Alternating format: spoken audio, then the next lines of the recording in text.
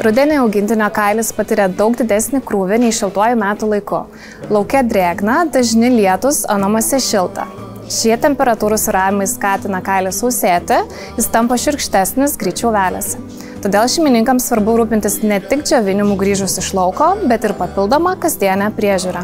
Šiuo sezonu augintiniai taip pat intensyviai šeriasi. Reguliarus škavimas padeda greičiau pašalinti seną plauką ir neleidžia jam kauptis ant kailio ar namuose. Dažnesnis maudymas su tinkamomis priemonėmis palengvina šėrimosi procesą ir kartu padeda palaikyti švarą po pasivaikščiojimų drėgnomis sąlygomis.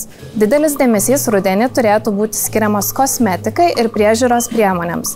Kondicionieriai saugo nuo plauko sausėjimo, trūkimo ir vėlimosi, o natūralios sudėties šampūnai be agresyvių komponentų stiprina plauko struktūrą.